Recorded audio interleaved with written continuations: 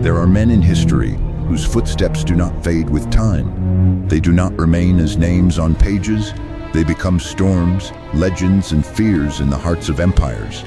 And among them, there was a man who once stood against Islam and later became one of its sharpest swords.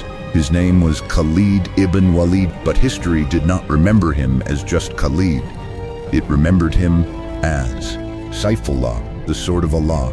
Long before Islam reached his heart, Khalid was already a force that armies respected and feared. Born into the noble clan of Quraysh, he grew up where war was not just a conflict, it was a language, where horses were not just animals, they were companions of pride, and where strategy was not learned, it was inherited. He was not just strong, he was understanding war itself. While others fought with emotion, Khalid fought with clarity. While others rushed into battle, Khalid read the battlefield like a living book. Every movement, every silence, every weakness of the enemy, he saw it before it even happened. But history holds a strange twist. At the Battle of Uhud, Khalid ibn Walid stood on the opposite side, and with a brilliance that shook the Muslims of that time, he turned the tide of battle, not through chaos, but through precision, not through rage, but through understanding of terrain, timing, and human error. That day, victory slipped away, not because truth was weak, but because discipline broke at the wrong moment. And Khalid observed everything. He did not just fight, he studied war while it was bleeding in front of him, a moment when light entered a heart that had spent years in strategy and steel. When Islam reached Khalid ibn Walid Slawar, it did not enter a weak man. It entered a general, a thinker, a warrior whose sword had already carved history. And when such a man accepts truth, he does not become ordinary, he becomes unstoppable. From that moment onward, Khalid was no longer fighting for pride, he was fighting for truth. And something in him changed, not his skill, not his intelligence, but his purpose. Because now, every strike of his sword was not for himself, it was for Allah. And what followed was something history had never seen before. In the battles of Islam, Khalid ibn Walid became a living strategy. At Mu'tah, when 3 commanders fell one after another, chaos was expected. But Khalid stepped forward, not with fear, but with silence. And in that silence, he did something extraordinary. He did not fight to win quickly. He fought to save an army. He changed formations. He confused the enemy. He created movement where there was exhaustion. And through pure intelligence, he brought thousands back safely. When people asked about that day, they did not speak of swords. They spoke of thinking under fire. But his greatest legacy was not just strength. It was control. Where others lost themselves in battle, Khalid remained aware.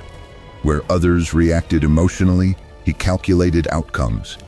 It is said that he once changed battle formations multiple times in a single engagement, not out of confusion, but out of adaptation. He understood something most generals never learned.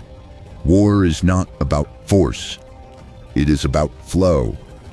And then came Yarmouk, a battlefield so vast, it felt like destiny itself had gathered armies to witness something unforgettable.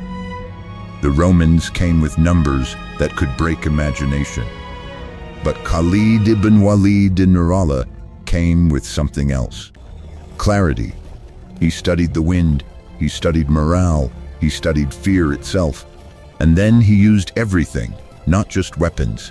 He used timing, he used movement, he used psychology. When the enemy thought they were advancing, he was already repositioning.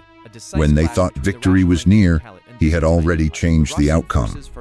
And slowly, the impossible happened. An empire began to fall, not because it was weak, but because it faced a mind that saw beyond strength. But what makes Khalid ibn Walid Nurallah truly unforgettable is not just what he did, it is what he never became. He never became arrogant, even after victory after victory. Even after being called the most feared commander of his time, he remained humble before Allah.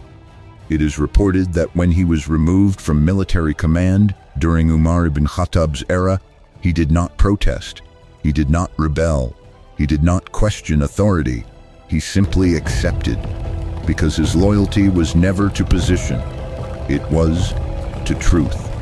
And in his final moments, there was no palace of gold, no throne of power, no victory parade, only a bed, and a heart that had fought in more battles than most empires ever saw.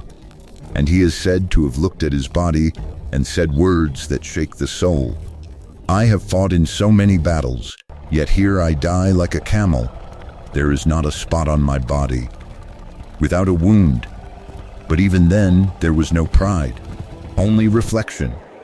Because Khalid ibn Walid Nur Allah Salam understood something deeper than victory, that all power returns to Allah. Today, when we speak his name, we do not just remember a warrior, we remember a mind that mastered war and then surrendered itself to faith. We remember a man who could have ruled kingdoms but chose obedience over dominance. We remember a sword that was never his, it belonged to Allah, and maybe that is why history still whispers his name. Because Khalid ibn Walid Salam was not just a commander. He was proof that when skill meets sincerity, even empires begin to fall silently. And in the end, the greatest strategy he ever taught was not on the battlefield. It was this, that true strength is not in defeating others, but in surrendering yourself completely to Allah.